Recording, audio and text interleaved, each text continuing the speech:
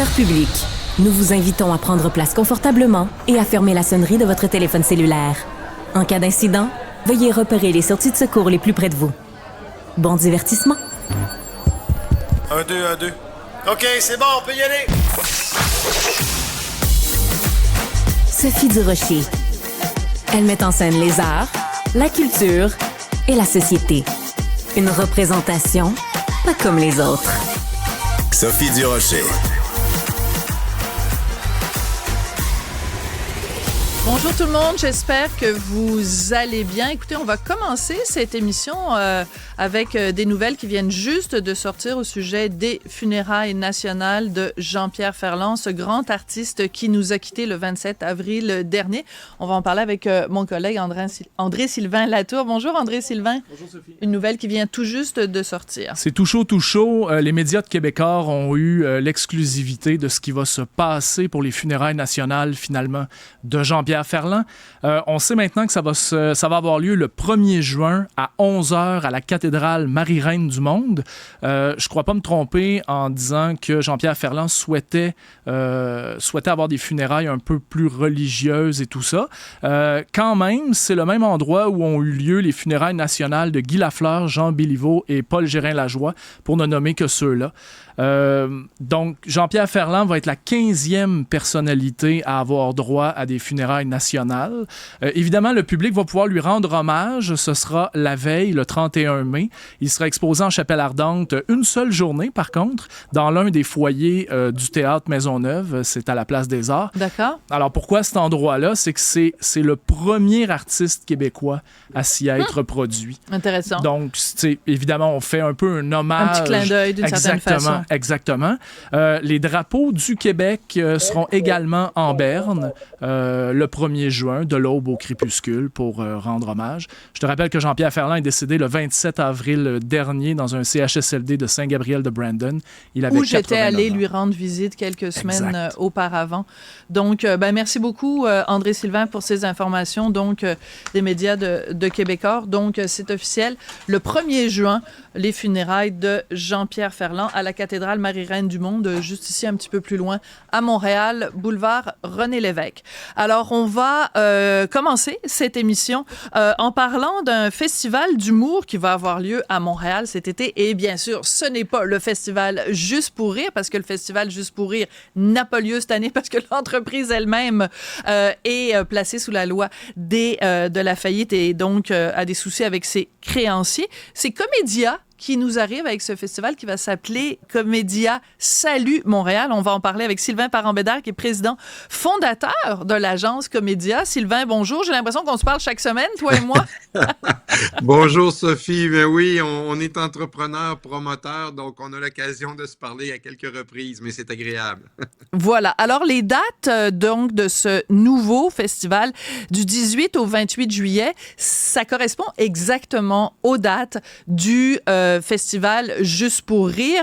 Donc, ça fait combien de temps que tu penses à ça et que tu te dis dans ta petite tête, bon, évidemment, doit y avoir quelque chose qui remplace Juste pour rire, il faut que ce soit nous qui soyons là.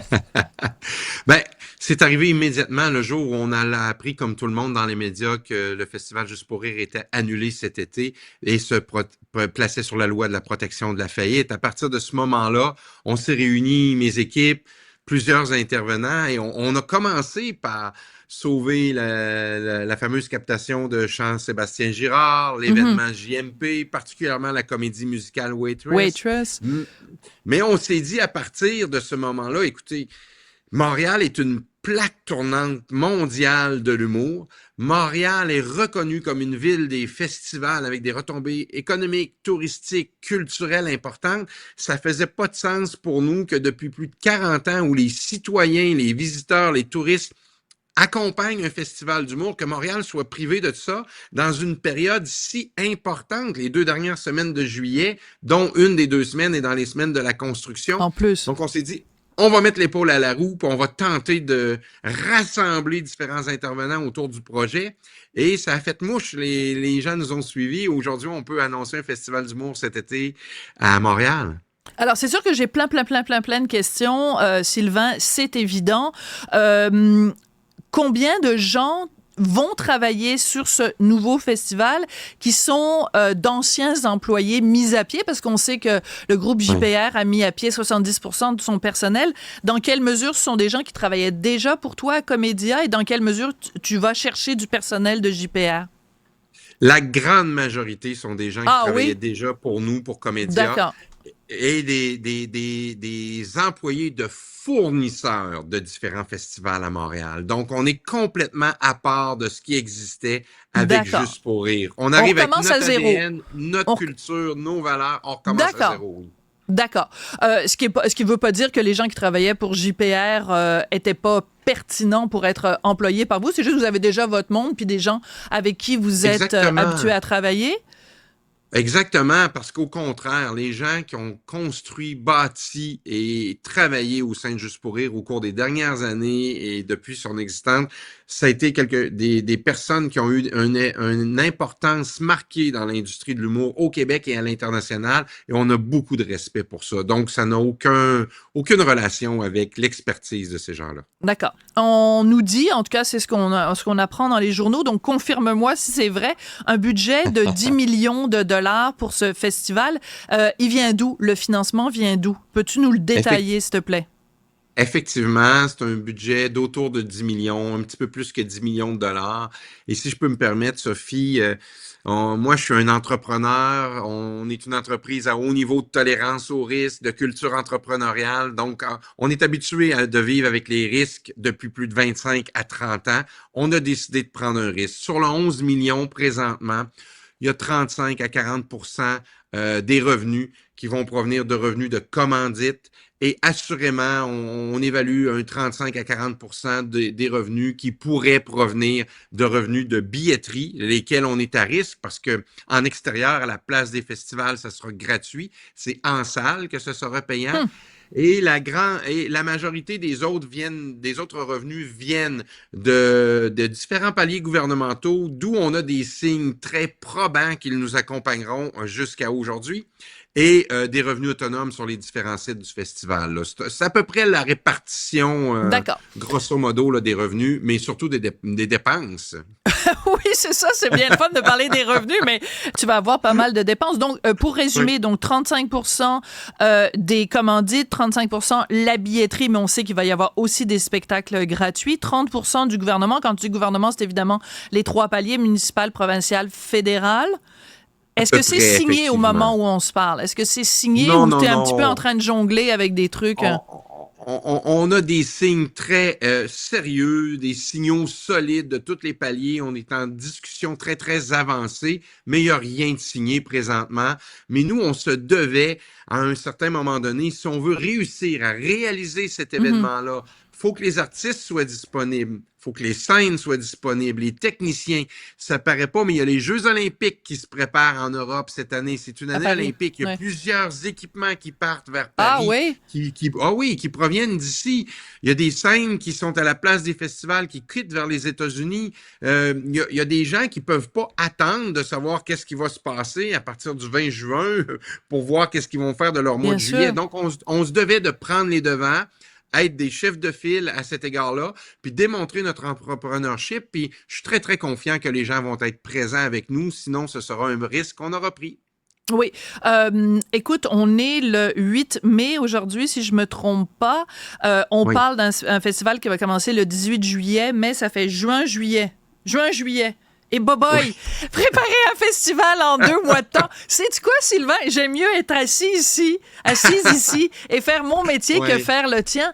Les gens à Comédia doivent travailler comme des fous furieux. Ça doit être complètement délirant. Là, depuis le début mars, on travaille énormément, 5 jours, 7 jours sur 7, de grandes heures de travail. Mais ce que je dois dire, c'est que ça fait partie de notre quotidien depuis plus de 25 ans, d'organiser un festival, de programmer un festival, de faire des ententes de commandites, de subventions, mais pas en 2 mois. Mais ceci étant dit, tout le travail qu'on fait depuis l'an passé pour le 25e anniversaire du Comédia Fest à Québec que l'on va célébrer, Il y en a qui avaient tombé, il y en a qu'on n'avait pas encore réussi à mettre sur pied. Donc, on a pris une bonne partie de ce qu'on avait débuté comme travail, puis on l'a transféré vers Montréal, parce que ce sont des dates différentes, hein?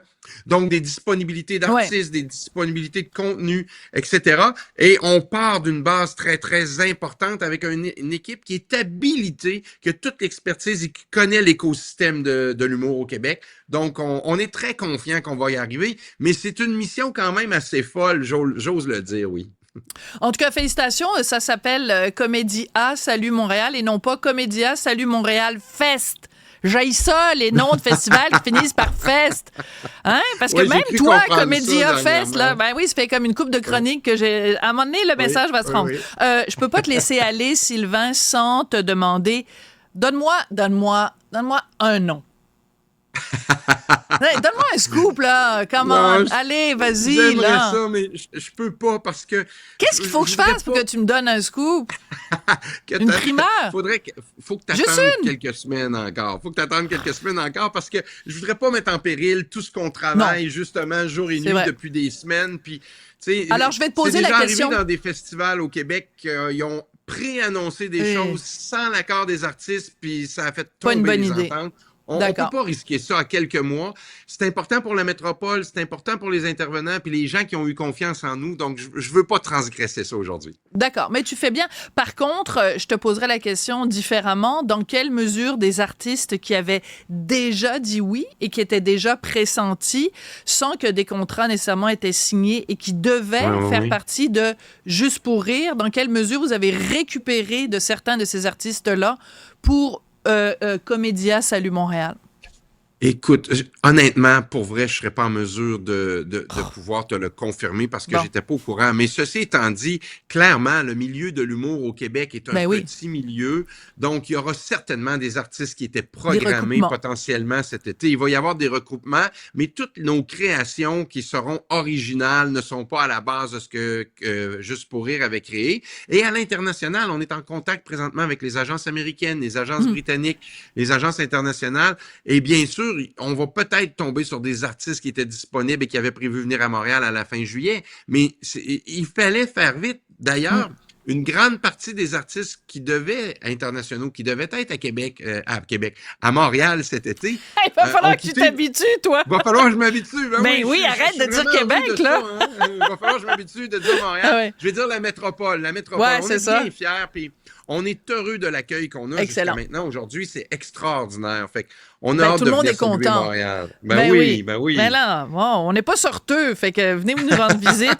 Et juste une question qui se répond par oui ou par non. Est-ce qu'il va y avoir un volet anglophone comme il y avait Just for Laughs? Oui, il va y avoir un volet anglophone. Parfait, bien merci. sûr. Merci. Je t'avais dit juste par oui ou par non, là. Oui. Merci, Sylvain Parent-Bédard, président fondateur de l'agence Comédia. Donc, ce nouveau festival Comédia Salut Montréal et non pas Fest va avoir lieu du 18 au 28 juillet. Merci, on se voit cet été. À cet été, merci. Bye-bye. Salut.